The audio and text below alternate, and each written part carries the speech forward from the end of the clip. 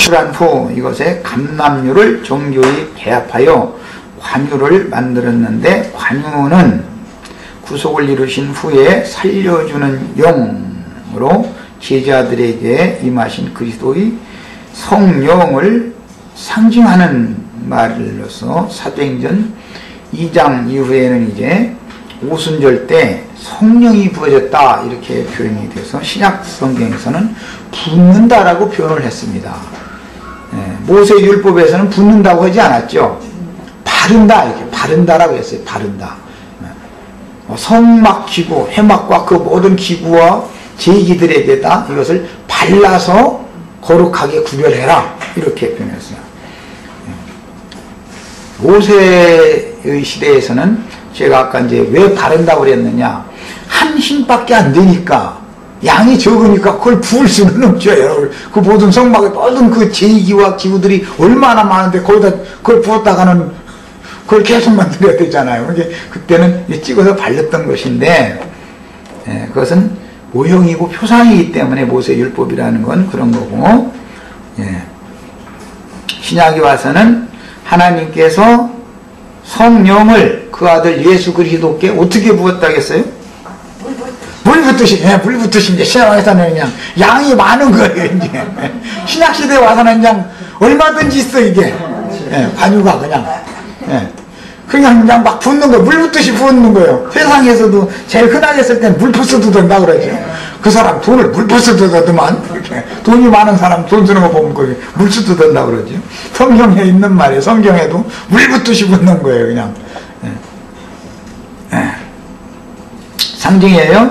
자, 너는 그것으로 회막과 증거 궤에 바르고 상과 그 모든 기구며 등대와 그 기구며 분향단과 및 번제단과 그 모든 기구와 물두멍과 그 받침에 발라 그것들을 지성물로 구별하라. 무릇 이것에 접촉하는 것이 거룩하리라. 이미 내용은 요약해서 말씀드렸습니다. 본문에 나오는 회막과 모든 기구들과 제사를 위한 제구들은 기본적으로 예수님을 상징하며 예수 영과 마음에 연합된 성도들로 세운 교회와 교회 중에 있는 각 지체들을 상징하는 말입니다. 그 다음에 회막이라는 건 이미 아까 말씀드린 바와 같이 이스라엘의 뜰을 포함하는 성막을 의미하는데, 회막이란 이름은 여호와께서 그곳에서 이스라엘 백성들을 만나주셨기 때문에 붙여진 이름입니다. 그 다음에 상과 그 모든 기구, 떡상, 진설병상이라고 하는데, 진설병상에 부속되는 기구들인 잔과 대접과 병과 숟가락 등을 의미합니다. 그 다음에 번제단과 그 모든 기구, 그것은 번제단과 노수로 제작한 불집게, 부삽, 그 다음에 불괄고리, 재 담는 통, 핏그릇 등을 의미합니다. 이곳에 접촉하는 것이 거룩하리라 그랬는데, 관유를 부어서 성별한 회막과 제기들에 접촉하는 것이란 예수 그리스도의 속부분들을 상징하므로, 속부분들에 접촉되는 것을 상징하므로 제사장들 자신의 영과 혼과 몸이며, 구속을 이루신 후에 임하신 그 영의 부음을 받아 한 영과 한 마음으로 연합된 성도들의 몸은 성령의 전이 되는 거죠. 이제 영과 혼과 몸 전체가 지극히 거룩한 지성물로 성별되는 거예요.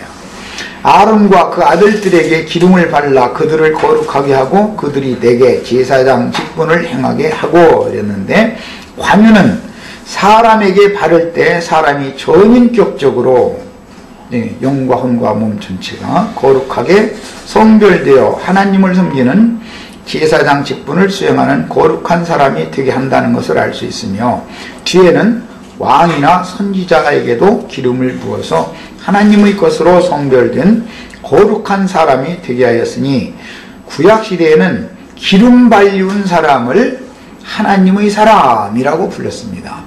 근데 기름은 하나님을 대표하고, 사람에게 기름을 바르면 기름 발려진 사람이라는 뜻으로 하나님의 사람, 선지자들 또 하나님의 사람이라고 그러죠. 사사시대 사자보고 하나님의 사람이라고 그랬죠. 그렇게 표현합니다. 이렇게 기름 발리운 사람은 히브리어로는 메시아, 헬라어로는 그리스도라고 하는데, 뒤에는 왕을 세울 때나 선지자로 위임할 때 관유를 부어서 세웠으므로 기름 발리운 자라는 뜻으로 하나님의 사람 혹은 이스라엘의 구원자라는 의미로 메시아, 기름 발리운 자인 대제사장과 왕과 선지자는 이스라엘의 구원자다. 나중에는 이제 선지자의 역할이 가장 이스라엘이 구원자의 역할을 하게 되어져서 하나님의 사람인 선지자 엘리야나 엘리사를 부를 때 하나님의 사람이라고만 부르는 것이 아니라 이스라엘의 군대라고 부르죠.